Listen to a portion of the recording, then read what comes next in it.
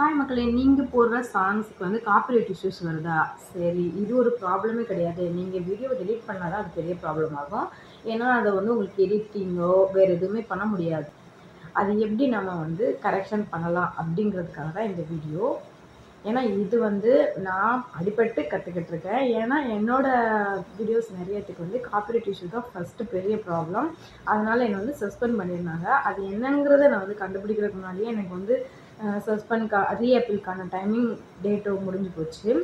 இப்போ வந்து எனக்கு அது திருப்பி ஆகுமா ஆகலைன்னா தெரியாது. ஆனால் வந்து காப்பிரைட் இஷ்யூ வந்தால் என்ன பண்ணலாம் அப்படிங்கிறத வந்து நான் தெளிவாக இப்போ கற்றுட்ருக்கேன். அது எப்படி அப்படிங்கிறத நான் உங்களுக்கு சொல்கிறேன். எனக்கு காப்பிரைட் இஷ்யூன்னு சொல்லிட்டு ஒரு மெயில் வந்திருக்கு. இப்போ வந்து அந்த மெயிலை ஓப்பன் பண்ணி நான் பார்க்குறேன். இப்படி தான் எல்லாருக்குமே வரும். மெயில் ஆஃப் பண்ணி வச்சுருந்தீங்கன்னா நீங்கள் யூடியூப் ஸ்டுடியோவில் கூட பண்ணலாம். அதையும் நான் சொல்கிறேன். இப்போ இந்த மெயிலை நீங்கள் கிளிக் பண்ணிங்கன்னா லாஸ்ட் எண்டுக்கு போனீங்கன்னா அதில் வந்துட்டு வியூ ஆல் ஆக்ஷன் அப்படின்னு சொல்லிட்டு இருக்கும். இதை நீங்கள் கிளிக் பண்ணிங்கனாலே உங்களுக்கு வந்து சால்வ் பண்ணுறதுக்கு முடியும். சரி, ஓகே, அது முடியாதீங்க. நீங்கள் யூடியூப் ஸ்டுடியோக்குள்ளே போனீங்கன்னா இப்போ வந்து ஃபஸ்ட் ஒன்று இருக்குது. இந்த வீடியோக்கு தான் அந்த மெயில் வந்திருக்கு. இப்போ நீங்கள் அதில் கண்டென்ட்டை கிளிக் பண்ணிட்டு நீங்கள் ஷார்ட்ஸ் தான், அது ஷார்ட்ஸை கிளிக் பண்ணியிருக்கேன். இதில் வந்து இந்த ட்ரையாங்கிள் ஷேப்பில் வந்திருக்கா, இதுதான் நமக்கு காப்பிரைட் இஷ்யூ. அடுத்து அந்த வீடியோவை கிளிக் பண்ணுறேன். கிளிக் பண்ணதுக்கப்புறம் ஒரு பேஜ் ஓப்பன் ஆகும். அந்த பேஜில் பார்த்திங்கன்னா விசிபிலிட்டி வந்து பிளாக் ஆகிருக்கா, அதுதான் நம்மளோட ப்ராப்ளம். நம்ம வந்து அதை கிளிக் பண்ணோன்னா விசிபிலிட்டியில் வச்சு கிளிக் பண்ணோன்னா ரிவ்யூ இஷ்யூன்னு சொல்லிட்டு வரும். அந்த ரிவ்யூ இஷ்யூவை கிளிக் பண்ணிங்கன்னா ஐ சிம்பிள் வந்து பார் அந்த மாதிரி இருக்கா கீழே, அது வந்து கிளிக் பண்ணணும். அதை கிளிக் பண்ணதுக்கப்புறமா இன்னொரு பேஜ் ஓப்பன் ஆகும். இந்த பேஜில் பார்த்திங்கன்னா கீழே action that you can take அப்படின்னு இருக்கா.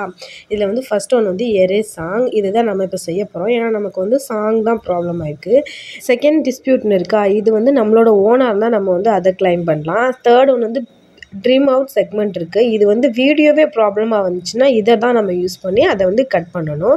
இப்போ நம்ம ஃபஸ்ட் ஒன் எரேஸ் சாங் கொடுத்துருக்கேன். கொடுத்ததுக்கப்புறமா எரேஸ் சாங்கில் வச்சு சேவ் கொடுக்கணும்.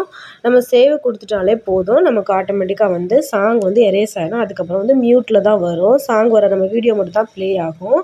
இப்போ வந்து வீடியோ எடிட்டிங் இன் ப்ராசஸ்னு வருதா, அவ்வளோதான், முடிஞ்சிடுச்சு வேலை.